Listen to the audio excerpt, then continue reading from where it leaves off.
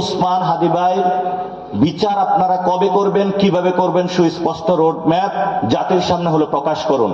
এই বর্তমান নির্লজ্জ সরকার শহীদ ওসমান হাদি ভাইয়ের বিচার প্রক্রিয়া নিয়ে কোন ভিজিবল ক্লিয়ার স্পষ্ট স্টেটমেন্ট জাতির সামনে হাজির করতে পারে নাই। তারা হলো ধরি মাছ না ছুঁই পানি, ওসমান হাদি ভাইয়ের জানাজার অ্যারেঞ্জমেন্ট করে দিয়েছে।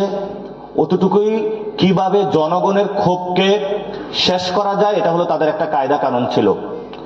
আমরা বর্তমান সরকার যারা রয়েছেন, বিভিন্ন গোয়েন্দা সংস্থা থেকে শুরু করে সবাইকে বলবো, মেরুদণ্ড আর বিক্রি করবেন না।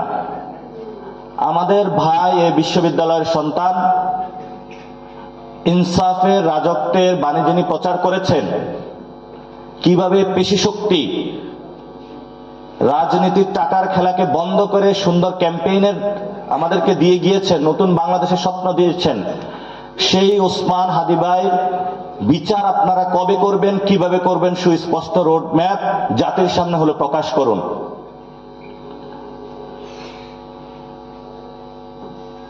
যদি না করতে পারেন এই দায়ভার আপনাদের নিতে হবে। বর্তমান সরকারের বিষয়ে আমরা যথেষ্ট ধৈর্য ধারণ করতেছি। আমি যেহেতু এই আসন ইলেকশন করছি, আমার প্রথম দায়িত্ব হলো শহীদ ওসমান হাদি ভাইয়ের বিচার নিয়ে পুরো বাংলাদেশে সর্ব জায়গায় যাওয়া। আমি সরকারকে আহ্বান জানাবো যে আপনারা শহীদ ওসমান হাদির বিচারিক প্রক্রিয়া দ্রুত শেষ করেন। আপনারা এটা সাগর রুনি হত্যাকাণ্ডের মতন বছরের পর বছর ঝুলাইয়ে রাখার এই যে কয়দা কানুন, আপনারা সেটা থেকে বের হন।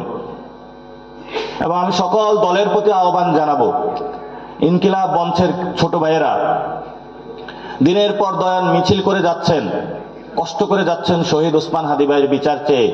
পুরো বাংলাদেশে রব উঠেছে, হাদি হত্যার বিচার চাই, কিন্তু এই ভয়েসগুলো হলো বর্তমান সরকারের কানে পৌঁছেছে না। কেন পৌঁছতেছে না? আমরা দ্রুত শহীদ ওসমান হাদি ভাইয়ের বিচারিক যে হত্যাকাণ্ড হয়েছে এটার বিচার চাই, এবং আমরা সুষ্ঠু একটি ইলেকশন চাই বাংলাদেশে, এবং গণভোটে যাতে আমরা হায়ের মধ্যে নিয়ে নতুন বাংলাদেশ পুনর্গঠন করতে পারি, যাতে আমাদের চাকরি, শিক্ষা, স্বাস্থ্য, বাণিজ্য থেকে সর্বক্ষেত্রে নতুন একটা ব্যবস্থা প্রচলন করতে পারি। সেই ক্ষেত্রে